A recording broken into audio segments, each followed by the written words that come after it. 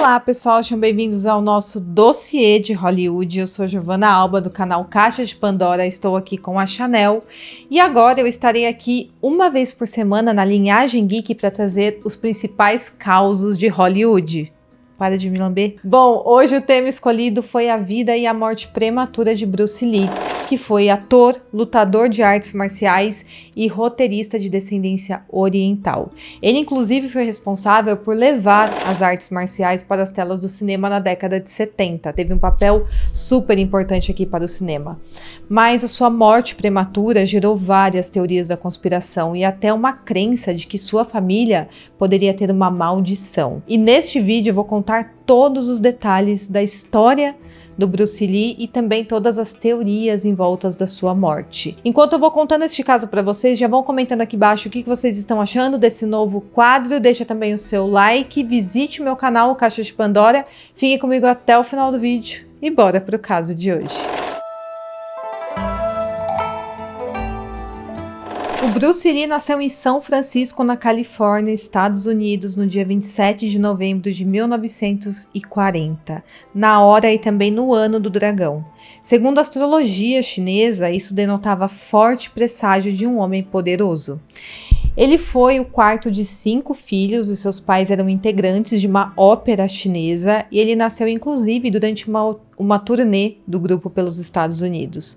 Ou seja, eles não moravam ali nos Estados Unidos, eles estavam apenas de passagem. O seu nome de nascimento era Li Xuanfan, que significa retornar de novo. Esse nome foi dado pela mãe do Bruce Lee, que sentia que ele retornaria aos Estados Unidos quando tivesse idade para tanto. E por causa do espírito supersticioso da mãe dela, ela também o apelidou de Saifon, que é um nome feminino que significa pequena fênix. Ela também chegou a dar outros 3 nomes em chinês para ele, mas foi a médica do hospital que deu o nome de Bruce a ele. Falando agora sobre a sua infância e adolescência, o pai do Bruce Lee foi um dos maiores intérpretes de ópera chinesa e também foi ator do cinema chinês. A sua mãe também integrava o grupo de ópera, ou seja, a veia artística já fazia parte da família e o Bruce Lee com certeza herdou todo esse talento dos seus pais. Por muitos anos, o pai e a mãe do Bruce ficaram em turnê nos Estados Unidos, realizando inúmeras apresentações nas comunidades chinesas que tinha ali. E nesse meio tempo foi que o Bruce Lee nasceu. Mas eles decidiram em determinado momento voltar para Hong Kong, quando o Bruce Lee tinha apenas 3 meses de idade. E isso aconteceu em 1940. Nesse período também estava acontecendo a Segunda Guerra Mundial. E dentro de poucos meses após retornarem, Hong Kong foi invadida. E eles viveram 3 anos e 8 meses sob ocupação chinesa. A família Lee sobreviveu razoavelmente bem aos tempos de guerra. E após o fim da guerra, o pai do Bruce Lee brilhou ainda mais na sua carreira de cantor e de ator durante os anos de reconstrução de Hong Kong. Já a mãe do Bruce Lee, chamada Gracie Ho, pertencia a um dos clãs mais ricos e poderosos da região. Eles eram conhecidos como Senhores de Ferro e ela era sobrinha do patriarca do clã, que era um importante empresário de Hong Kong.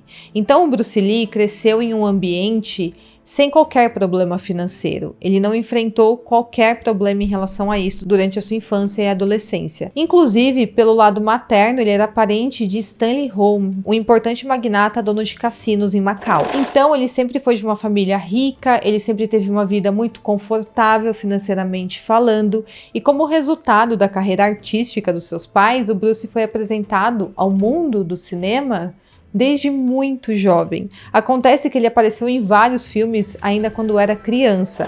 Ele inclusive teve seu primeiro papel ainda bebê no filme Golden Gate Girl. Aos 9 anos ele estrelou com seu pai no filme The Kitty, em 1950, e esse foi o seu primeiro papel principal. E como tinha iniciado sua carreira nos cinemas muito cedo, quando ele tinha por volta de 18 anos, ele já tinha aparecido em 20 filmes. Agora, quanto aos estudos. Acontece o seguinte, o Bruce Lee, aos 12 anos de idade no colégio, não ia nada bem. Ele estudava em uma escola bem rígida, mas as suas notas eram bem baixas e os professores diziam também que ele tinha má conduta. Parece que ele era um pouco mal criado, não obedecia muito bem às ordens. E por isso, aos 16 anos, ele acabou sendo transferido para outro colégio que se chama San Francis Xavier, onde ele se tornou aluno do irmão Edward, que era um monge, também professor e técnico de boxe. E foi quando ele começou a treinar essa luta, e é falado que ele aprendia a técnica com uma velocidade acima da média. Então ele já começou a mostrar o seu talento nessa vertente. Ainda jovem, ele se envolvia constantemente em brigas de rua. Algumas fontes, inclusive, citam que ele era envolvido com uma gangue local. Diante disso, seus pais decidiram que ele precisava aprender artes marciais para ao menos aprender a se defender nas inúmeras brigas que ele se envolvia. E ele então foi incentivado pelos pais a treinar artes marciais. Um amigo dele, chamado William, o apresentou ao Ip Man, um renomado mestre de Wing Chun, que formou diversos alunos, muitos dos quais, inclusive, se tornaram mestres notórios, sendo, claro, Bruce Lee o mais famoso deles. Mas o Bruce Lee enfrentou várias dificuldades para ser aceito nessa modalidade. Não com a técnica, mas com a tradição chinesa, porque existe essa tradição chinesa de longa data de não ensinar artes marciais a estrangeiros. E a ascendência parcialmente alemã por parte de mãe do Bruce Lee acabou sendo um obstáculo. Os chineses eram contra ensinar suas técnicas a não asiáticos, e o Bruce Lee era visto dessa forma. E por causa disso, a maioria dos alunos do Ip Man se recusavam a treinar com ele, após descobrirem que ele tinha origem mista. Apesar disso, ele não desistiu, muito pelo contrário, ele demonstrou grande dedicação na arte marcial e um ótimo desempenho nas aulas. O Ip Man então aceitou treiná-lo após a recomendação do William, do amigo do Bruce Lee, e o Ip Man, como mestre, desencorajava os seus alunos a participar de lutas de rua, e ele promovia competições organizadas, o que era ótimo para o Bruce Lee, que vivia metido em brigas de rua. O Bruce Lee continuou seu treinamento em particular com o Ip Man e também com seu amigo William e com outro aluno, mas ele se destacava muito na arte marcial. É dito que menos de 6 pessoas do clã Wing Chun foram diretamente ensinadas pelo Ip Man, o que torna o treinamento do Bruce Lee ainda mais excepcional. Bom, em 1958, o Bruce Lee venceu o torneio de boxe da escola de Hong Kong, eliminando o campeão anterior na final. Ele também era dançarino de cha-cha-cha, aquele estilo latino de dança, e naquele ano ele também venceu um campeonato de dança de Hong Kong. Então ele tinha muitos talentos em artes. O Bruce Lee também continuou se envolvendo em brigas de rua até o final da sua adolescência, e ele chegou a bater no filho de um membro de uma gangue poderosa da região. E aí, após ser desafiado por alunos de uma escola rival de artes marciais, ele também participou de uma luta que aconteceu em cima de um telhado. Imagina, parece cena de filme. Durante o confronto, ele reagiu a um golpe desleal e bateu tanto no oponente que arrancou um dente dele, o que levou os pais do menino a denunciarem o caso à polícia. Então, o Bruce Lee começou a ter problemas com a polícia local. A mãe dele, inclusive, precisou assinar um documento na delegacia assumindo toda a responsabilidade pelas ações do Bruce Lee, para que ele fosse liberado e não ficasse detido. E para proteger o seu filho, ela nunca contou ao seu marido sobre isso. E foi nessa época também que ela sugeriu que o Bruce Lee, por conta de ser cidadão americano, retornasse aos Estados Unidos, onde teria melhores oportunidades. O pai concordou com isso e considerou que as chances do Bruce Lee ingressar na universidade em Hong Kong eram bem limitadas. Mas a mudança para os Estados Unidos foi motivada principalmente pela polícia local, porque eles falaram que se ele se envolvesse em mais uma briga, ele seria preso. Os pais dele então decidiram enviá-lo aos Estados Unidos, onde ele passou a morar com amigos da família em Seattle, onde a sua irmã mais velha já estava morando, inclusive. Nessa época ele terminou o ensino médio e em seguida começou a cursar artes dramáticas, filosofia, psicologia e também outras disciplinas na Universidade de Washington, e ainda em Seattle ele abriu sua primeira escola de artes marciais. Em 1964, ele se mudou para a Califórnia, onde abriu sua segunda escola, e nessa época ele também desenvolveu sua própria técnica, que ele chamou de Shu Fan Kung Fu. que seria literalmente o Kung Fu do Bruce Lee. É uma mistura de Kung Fu antigo, esgrima, boxe e filosofia. E então, depois de dar uma demonstração de Kung Fu em Los Angeles, o Bruce Lee chamou a atenção de um produtor de televisão que estava no local. E então ele foi convidado para participar de alguns testes para séries de televisão. Em 1966, ele foi escalado como personagem Kato na série de televisão Besouro Verde, onde atuou entre 1966 e 1967. E essa série apresentou o Bruce Lee ao público americano e também se tornou o primeiro programa americano popular a apresentar artes marciais de estilo asiático. O diretor da série inicialmente queria que o Bruce Lee lutasse no típico estilo americano, usando punhos, socos, mas como um artista marcial profissional, ele se recusou a lutar dessa forma. Ele insistiu que ele deveria lutar no estilo que ele sabia. E no início, ele se moveu tão rápido que os seus movimentos não puderam ser capturados no filme. Então ele teve que desacelerar os seus golpes para poder ser capturado e transmitido ali nas telas. Nessa época, o Bruce também começou a achar que a técnica que ele havia desenvolvido estava um pouco restritiva. Então ele evoluiu a filosofia e a arte marcial e deu o nome de Jeet Kune Do. A série que ele atuava acabou sendo cancelada e aí ele passou a dar aulas particulares dessa técnica que ele evoluiu. E ele começou a dar aulas para estrelas de Hollywood, inclusive Steve McQueen foi um dos seus alunos. Ao longo dos anos, ele também atuou em diversos outros papéis, em séries e filmes, e ele passou a fazer muito sucesso. E no filme O Voo do Dragão, o Bruce Lee protagonizou cenas ao lado do campeão de karatê, Chuck Norris, que foram consideradas as melhores cenas de luta de artes marciais da história do cinema. E nesse meio tempo, ele conheceu e se casou com a norte-americana Linda Lee, em 1964. O casal teve 2 filhos, o Brandon Lee e a Shannon Lee. Inclusive, eu posso fazer um vídeo sobre a história do Brandon Lee, que também é bem misteriosa. Mas voltando aqui para o Bruce Lee, em 1970, ele feriu gravemente as costas, então ele teve que parar os treinos de artes marciais e ele teve que ficar de cama durante 6 meses. Essa lesão ocorreu enquanto ele realizava um exercício de levantamento de peso com uma barra, e aí ele machucou o 4º nervo sacral da coluna. A dor foi tão intensa que o obrigou a ficar de repouso por meses, além de lidar, a partir disso, com dores crônicas pelo resto da sua vida.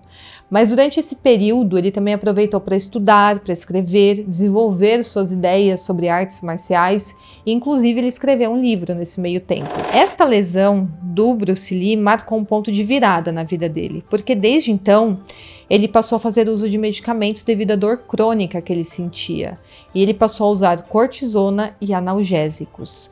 Claro, também para ele conseguir trabalhar mesmo com esse problema na sua coluna. Ele continuou atuando em diversos papéis até que em 1973 ele recebeu um convite da Warner Brothers para estrelar o filme Operação Dragão, que prometia ser o maior sucesso da carreira do Bruce Lee.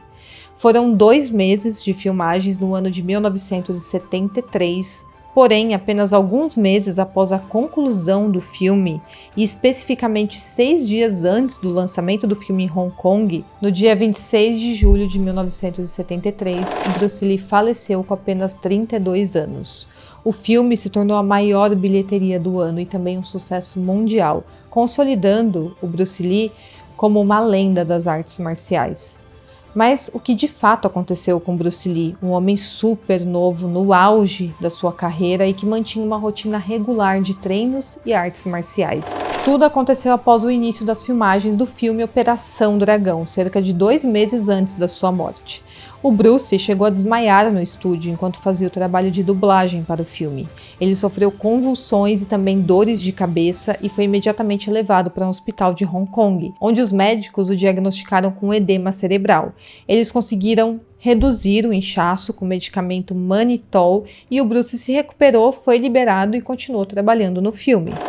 Esses mesmos sintomas ocorreram novamente no dia da sua morte.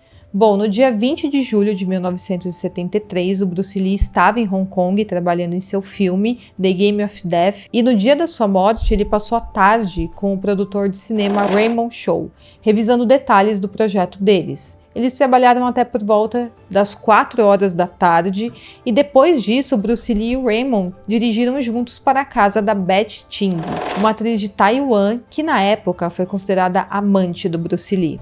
Bom, na casa da Beth, os três revisaram o roteiro do filme e esse encontro foi basicamente profissional, mas depois o Raymond foi embora, deixando o Bruce Lee e a Beth sozinhos. Mais tarde, por volta das 7 horas da noite, o Bruce Lee começou a se queixar de uma dor de cabeça. E a Beth deu a ele um comprimido de Equagesic, que é um medicamento que ela tinha ali à disposição e ela deu para ele para melhorar aquela dor de cabeça. Esse basicamente é um analgésico composto por 2 princípios ativos, aspirina e meprobamato. Após tomar o medicamento, o Bruce Lee decidiu descansar um pouco e foi dormir por volta das 7h30 da noite. Esse descanso era aparentemente normal, considerando que ele estava lidando com uma dor de cabeça e possivelmente com uma exaustão de um dia de trabalho intenso. E quando chegou ao horário do jantar que eles haviam marcado, o Bruce Lee não apareceu, o que era bem comum devido ao seu comprometimento profissional. O Raymond então foi até o apartamento onde o Bruce Lee estava, tentou acordá-lo e ele não respondeu. Neste momento, o médico foi chamado e o médico passou cerca de 10 minutos tentando reanimar o Bruce Lee, mas sem sucesso, já era tarde demais. O Bruce Lee então foi levado de ambulância para um hospital em Hong Kong, mas infelizmente ao chegar ao hospital, ele foi declarado morto. Não havia qualquer lesão externa visível, porém de acordo com relatórios da autópsia, o seu cérebro tinha inchado consideravelmente, passando de 1.400 a 1.575 gramas, um aumento de 13%. Agora entrando nas causas que podem ter levado o Bruce Lee à morte. A única substância encontrada durante a autópsia foi o Equagesic, o analgésico que ele tomou para dor de cabeça. Em 2005, Raymond declarou em uma entrevista que o Bruce Lee morreu por causa de uma reação alérgica a esse remédio. Porém, segundo o perito designado para o caso do Bruce, a sua conclusão foi que a morte foi causada por causa do edema cerebral agudo, que teve uma reação às substâncias presentes no remédio Equagesic, que é o remédio que ele tomou naquela noite para sua dor de cabeça. Já no programa Autópsia de Famosos do Discovery Channel, o médico legista norte-americano Richard Shepard concluiu que houve uso excessivo de cortisona ao longo do tempo pelo Bruce Lee, por conta daquela lesão nas costas que acabou gerando até uma hérnia de disco nele. Ele ficou sofrendo por 3 anos com esse problema e tomando cortisona durante todos esses anos. Lembra que ele tinha aquelas dores nas costas após a lesão que ele sofreu? Aparentemente, ele tomava muitos medicamentos que podem ter afetado a sua saúde. Além disso, foram descobertas cartas manuscritas e autenticadas pelo Bruce Lee, revelando que ele também usava substâncias ilícitas de forma recreativa, como pó, LSD, erva e até cogumelos. Essas cartas, descobertas em um mercado de pulgas, mostram que ele escreveu ao ator Robert Baker falando sobre alguma cocaína útil para entrar no personagem de um filme. Outra carta, de 1970, indica que ele queria parar de usar, mas relatos sugerem que ele continuou até a sua morte. Então, aparentemente, ele usava de forma recreativa e também para auxiliá-lo na sua profissão. Agora vamos entrar nas teorias da morte do Bruce Lee. Acontece que, como haviam muitas especulações do que de fato levou à sua morte, é claro que começaram a surgir várias teorias da conspiração. Lembrando que eu vou expor aqui, mas são apenas teorias, não são comprovadas.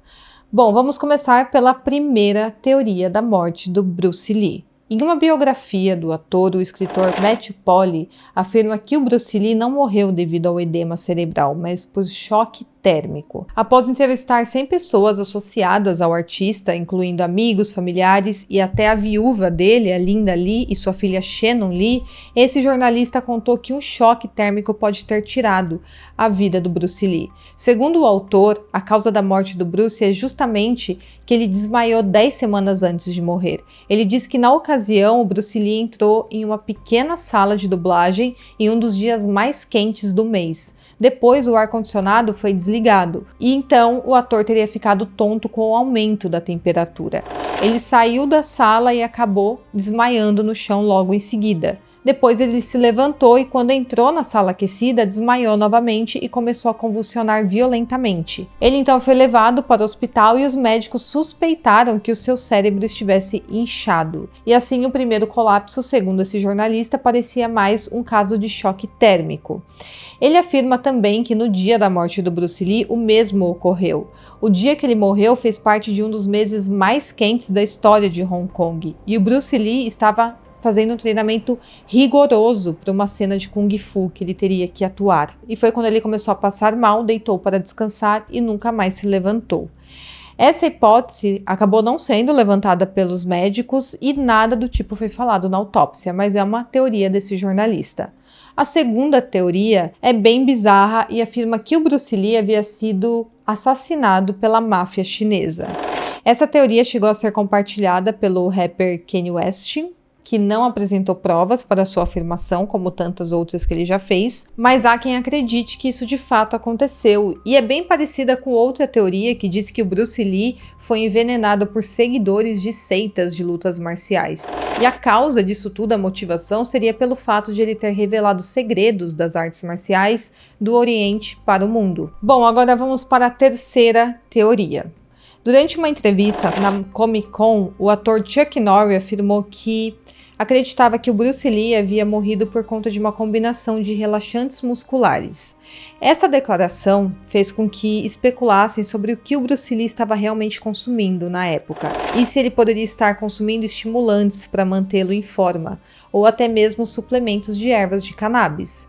Então essa teoria aponta que o falecimento do Bruce Lee seria por consumo de substâncias misturadas, e também pelo uso de drogas.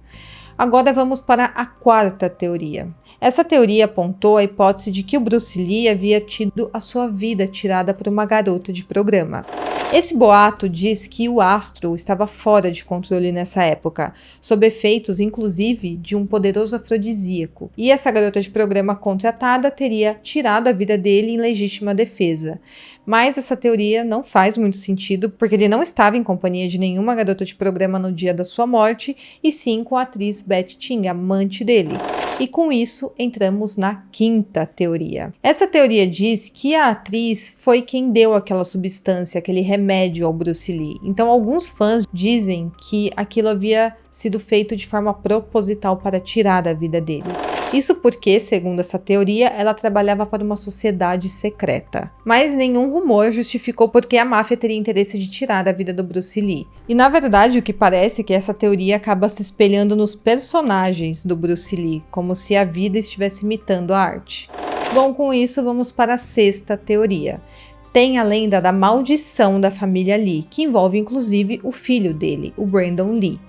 20 anos após a morte do Bruce Lee, o filho dele, o Brandon Lee, seguia os mesmos passos do pai na carreira de ator. E em 1992, com 28 anos, ele conquistou o maior papel da sua carreira até então, que seria no filme O Corvo.